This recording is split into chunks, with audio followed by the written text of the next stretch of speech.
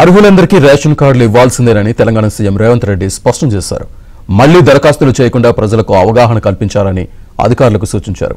కొత్త రేషన్ కార్డులకు సంబంధించి పలు డిజైన్లను పరిశీలించిన సీఎం కార్డుల జారీకి వెంటనే ఏర్పాట్లు చేయాలని ఆదేశించారు. ఎమ్మెల్సీ ఎన్నికల కోడ్ అమల్లో లేని జిల్లాల్లో వెంటనే కార్డు ఇవ్వాలన్నారు.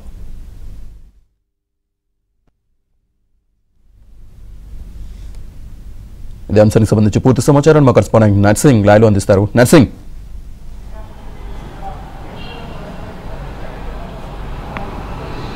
కొత్త రేషన్ కార్డుల కోసం పలు డిజైన్లు సీఎం పరిశీలించినట్టుగా తెలుస్తోంది. ఆ వివరాలు ఏంటి?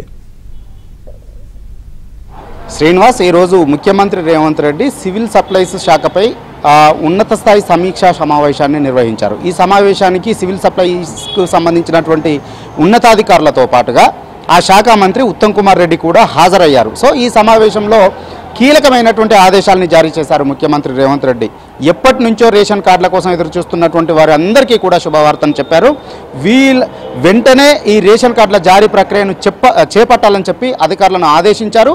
అందుకు అవసరమైనటువంటి ఏర్పాట్లన్నీ కూడా వెంటనే చేయాలని చెప్పి ఆదేశించారు. ప్రధానంగా ఇప్పుడు ఎమ్మెల్సీ ఎన్నికల కోడ్ ఉన్నటువంటి నేపథ్యంలో కోడ్ లేనటువంటి జిల్లాల్లో వెంటనే ఈ ప్రక్రియను ప్రారంభించాలని చెప్పారు. అందులో ప్రధానంగా ఇప్పుడు ఉమ్మడి 10 జిల్లాలు కనుక తీసుకుంటే ఎమ్మెల్సీ ఎన్నికల కోడ్ దాదాపుగా ఉమ్మడి 7 జిల్లాల్లో ఉంది. ఇటు హైదరాబాదు, రంగారెడ్డి, మహబూబ్ నగర్ ఈ 3 జిల్లాల్లో మాత్రము ఎన్నికల కోడ్ లేదు.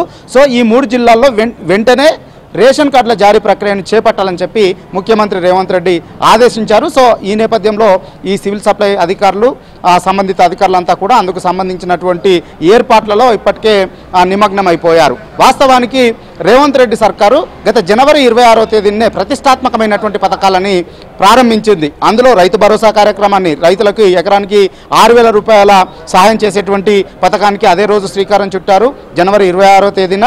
అదేవిధంగా రేషన్ కార్డుల ప్రక్రియకు, ఇందిరమ్మ ఇండ్ల ప్రక్రియకు, ఇందిరమ్మ ఆత్మీయ భరోసా పథకానికి, ఈ 4 పథకాలకి అదే రోజు శ్రీకారం చుట్టారు. అందుకోసము అంతకుముందు గ్రామాల వారీగా ప్రత్యేక సమావేశాలను ఏర్పాటు చేసి రేషన్ కార్డుల కోసము దరఖాస్తులను కూడా తీసుకున్నారు. సో జాబితాలను కూడా సిద్ధం చేశారు. కానీ ఈ లోపుగానే జనవరి 29వ తేదీన ఈ ఎన్నికల షెడ్యూల్ వచ్చింది.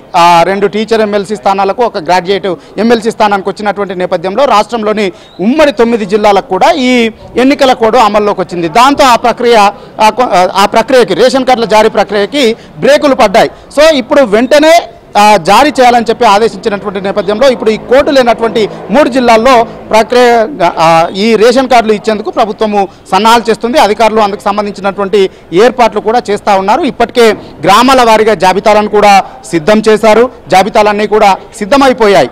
ఇంకా ఈ ప్రక్రియ అంతా కూడా నిరంతర ప్రక్రియ. అయితే కొంతమంది కొన్ని చోట్ల ఇప్పటికే జాబితాలు సిద్ధమయ్యాయి, దరఖాస్తులు స్వీకరించారు, అవన్నీ కూడా ఆన్లైన్ అయిపోయాయి. ఇంటింటికి వెళ్ళి అధికారులు వెరిఫికేషన్ కూడా చేశారు. మొత్తానికి అర్హులైనటువంటి జాబితాను కూడా సిద్ధం చేశారు. కానీ ఈ ఎన్నికల కోడ్ ఉందని తెలియక, రేషన్ కార్డులు రావడం లేదు అనేటువంటి విషయం తెలియక చాలామంది తమకు రేషన్ కార్డు రాలేదని చెప్పి దరఖాస్తు చేసుకున్నటువంటి వాళ్ళు కూడా పదే మళ్ళీ దరఖాస్తులు చేస్తూ ఉన్నారు. సో ఈ ప్రక్రియ ఎందుకు అయిపోయింది, ఎందుకు మళ్ళీ చేస్తున్నారు అనేటువంటి దానిపైన ఈరోజు సమీక్షలో చర్చించినటువంటి ముఖ్యమంత్రి రేవంత్ రెడ్డి, సో మళ్ళీ దరఖాస్తు చేసుకోకుండా ప్రజలకు దీనిపైన అవగాహన కల్పించండి. ఎన్నికల కోడ్ ఉండడం వల్ల ఈ ప్రక్రియ నిలిచిపోయింది. మిగతా చోట్లలో ఇప్పుడు వెంటనే ప్రారంభమవుతుంది.